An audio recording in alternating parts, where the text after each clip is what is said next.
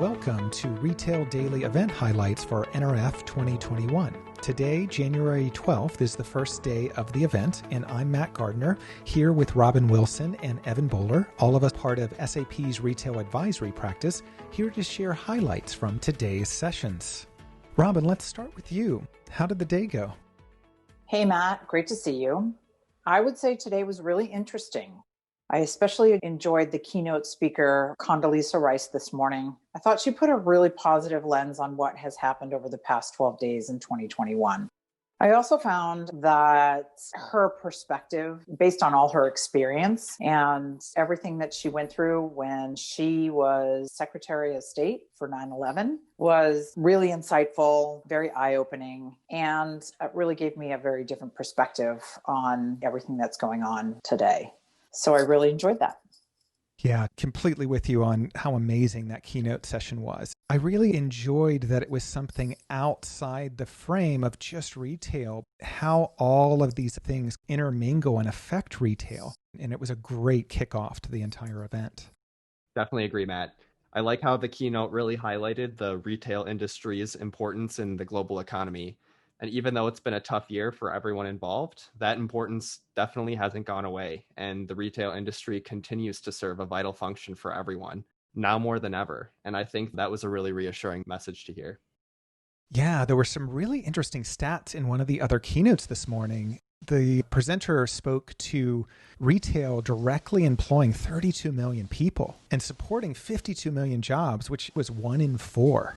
Speaking of stats, I read in an article from TechCrunch today that online business grew 33% in 2020 versus 13% in 2019, which is a huge jump. We're hearing all the anecdotes, if you will, about how anything that was in play was going to take about 5 years from an innovation standpoint, but it was literally 5 weeks for things to come to fruition since retailers moved so quickly based on everything that happened last year, which I find refreshing because innovation is one of the things that I was really hoping personally was going to continue to happen despite the fact that there was a huge shutdown and retailers were really struggling. The articles that we read from McKinsey last year really did come to fruition when it came to innovation because they really did double down and focus on that. Yeah, Robin, I definitely agree. I think that innovation in the face of everything that's happened the last year and calling out the conditions that the market has brought to the retail industry was a common theme that we saw across sessions today. One great session that comes to mind was the one with Ulta Beauty, where one of the executives from their marketing department was talking about the shifts in strategy that they've taken, but particularly how they've doubled down on innovation around product recommendation and creating great personalized experiences for their customers. What's really interesting, Evan, is this personalized experience also went to employees because I was watching the Big Idea session with PVH and the CIO was talking about how in 2017 there was a big snowstorm in New York and New Jersey and everybody who worked in the city had to be working from home. And it actually brought about the conversation of what happens if something bigger occurs and what if it's the United States or what if it's the world. And so in 2017 they came up with a plan to really put in all the pipe that they needed to so that people could work remotely, so that jobs could get done and there could be collaboration. And so lo and behold, due to everything that happened last year when they all moved out to working from home and it was the entire workforce, they didn't have the challenges that some of their contemporaries had in the industry. They were able to equip their staff with what they needed and people were able to get their jobs done. Talk about a lot of foresight and really being able to embrace a challenge quickly. Yeah, I agree. I think the common thread really is how do you build not just your internal processes, but your technology systems to be very robust and flexible so that no matter how your customers' behaviors may change, you're ready to adapt. Yeah. That was something that was so amazing in that Ulta presentation too. Seeing the innovation they already had in place. They had such a robust loyalty system. And I think the tagline they use is beauty that loves you back. And in the face of the pandemic, after 8 weeks of being closed, they had a We Love Our Members month and really welcomed them back into the new normal. And they actually saw their integrity score go up 8 points, One other piece I found so fascinating was they see a synergy between the physical stores, the digital experiences, and emotions. So it's not just about the channels that they're being met on, but everything infused with this connectedness in community. I know exactly what you're talking about. I really like how she highlighted that they've adjusted their messaging with that new marketing campaign to highlight how beauty makes you feel over what beauty does. And I think the key to that was that they're very focused on creating a sense of brand purpose now more than ever for their customers.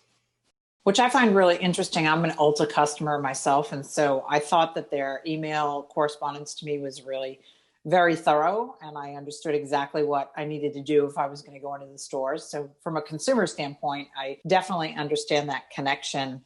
The other thing that I think is interesting about what you're bringing up is the fact that they really were focusing on what they do best. And I don't know if you guys remember, but I did a webcast with Doug Stevens the end of last year, and he talked about brands really focusing on their purpose to be successful in the future and really being secure in who they are and really refocusing on the things that work. That's exactly what this marketing executive from Ulta highlighted, was that consumers, especially now, are challenged to find new ways to interact and build a sense of belonging and community and purpose. The last 2 years, that's been an extremely important part of their strategy, is how do we create a more meaningful brand, is I think exactly how she phrased it.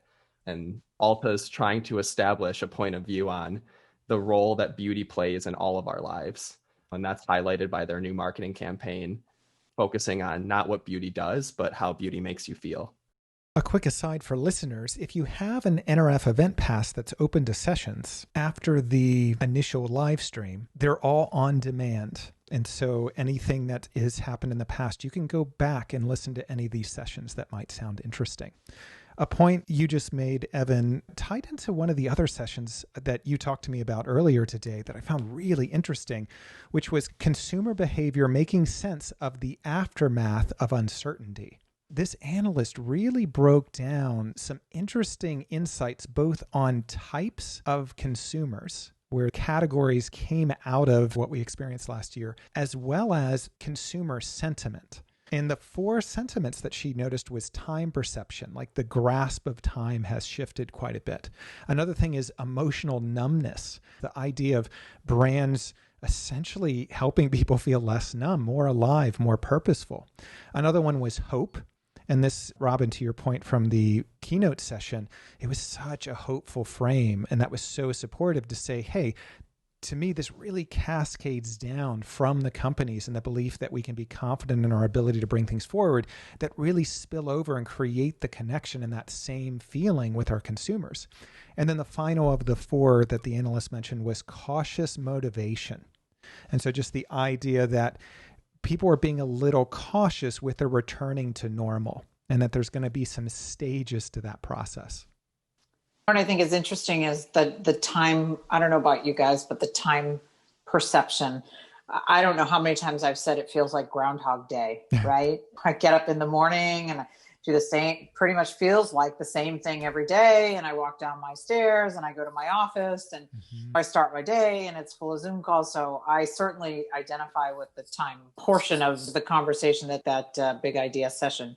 What I think is really interesting is that every single session has actually acknowledged what a year we've had. I don't think that anybody went into these sessions thinking that you needed to avoid talking about it, but I do think that they've acknowledged in a way that not an, oh, woe is me, but more of it was one of those years. It wasn't so great.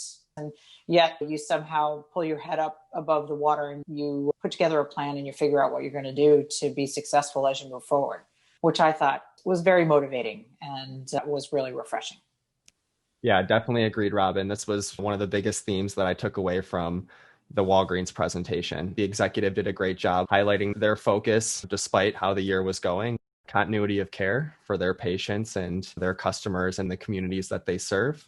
I think one of the secret sauces of Walgreens, and something that he definitely highlighted, was their focus on operating first. Doing what needs to be done to keep stores up, open, and stocked is the best way that they could possibly serve their customers. The focus on keeping things simple, understanding that we're all in it together, and just moving forward was a great message to hear. One more thing that he highlighted was the importance of the store moving forward, especially into 2021 and beyond. And one of the biggest focuses for Walgreens is using the store format to provide a great, consistent, and personalized experience, recognizing that we all have different needs as consumers, and whether that's prescriptions or quick convenience needs, they've recognized that they need to meet their consumers with a consistent experience despite the channel that they're interacting with. And by providing their store team members with reliable and great technology, they're able to create those not just flexible systems, but those moments of differentiation and personalization for their customers. Yeah, that highlights one of the other sessions that I saw that was talking about the post-cookie future. So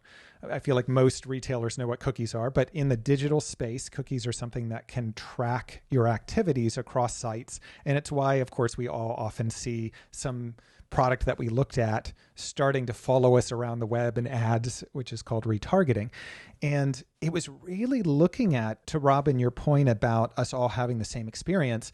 I think a lot of us have seen in the news recently, Facebook kind of positioning in the face of some of the other platform vendors, giving consumers choice to be tracked. And what I found most interesting from this session was this transition from cookies to something called a mobile advertising ID, or MAID, M-A-I-D. It's really interesting to see the difference, because ultimately it's actually a lot better for advertisers and retailers, because where cookies have maybe a 7-day lifespan and they are just tied to the device or the browser you're using, the mobile advertising ID lasts 7 to 8 months. And it actually tracks the individual and not the browser. So the opt-in, if you're enjoying the personalized services and it's with brands you trust, like the things that we talked about in some of these other sessions, if that trust is established in a first-party way, it's essentially that retailers will earn the right to track you and your activities. And that first-party relationship and first-party data will become absolutely key to developing that depth of loyalty and recurring revenue, because you've delivered in that emotional connection with your consumers so that they trust you enough to let you track them. We know from the Oxford Economics Survey that we did at the end of last year that 76% of consumers prefer a personalized experience. So my guess is that will probably be very successful and work quite well. So good info. I missed that session, so that's cool. Yeah, it'll be interesting to see when the lock happens. I know Apple in particular is making everything opt-in. All app vendors have to disclose what they're collecting. You can explain to consumers what it is you need to deliver the personalized experience, and then people can say yes or no to that. I had taken a few screenshots recently of seeing some of these interfaces start to pop up, and they're pretty much all or nothing. It's, do you want to continue using the service? Hit yes. and if you hit no, you essentially can't use the service anymore. So it looks like a lot of companies are going to have angles to move into this new future with something that, again, at least we're in control of. At least we are getting to say, I could opt out of this platform or not, as opposed to right now not being aware of how we might be being tracked. Yeah, I think that's going to be interesting to watch, Matt. So I'm looking at the time, and I know we only have a few minutes left. I want to stay to our commitment to stay at 15 minutes for our listeners. So Evan, I'll turn it over to you to close us out. What are you looking forward to for tomorrow? Yeah, thanks, Robin. I think that we've heard a lot about consumers and changing consumer behaviors and the shifts in the market and everything 2020 has brought to bear on the retail industry. I'm excited to hear about talent. And that brings us to SAP's big idea session for tomorrow, which is around harnessing the power of young talent and shaping the future of retail. It's going to be with a great company, PetSmart. And I'm excited to hear what other brands and companies out there are doing and how they're approaching this in the industry. Thanks, Robin and Evan. In case you missed our first episode, in this podcast, we're going to be attending the top sessions from hundreds across the January NRF event, unpacking insights with top retail experts each day, and our goal is to bring you great summaries so you can keep a pulse on the leading retail trends for 2021. We'll be recording just after the day's activities, and you can find us via the SAP social handles, including SAP Industries, SAP Retail, and SAP Consumer across LinkedIn and Twitter. Or visit our event site at sap.com/NRF. Finally, know you can connect with us directly through the event app, in our virtual booth, or via our individual social media accounts as well. Thanks so much for tuning in, and we look forward to our next session with you tomorrow.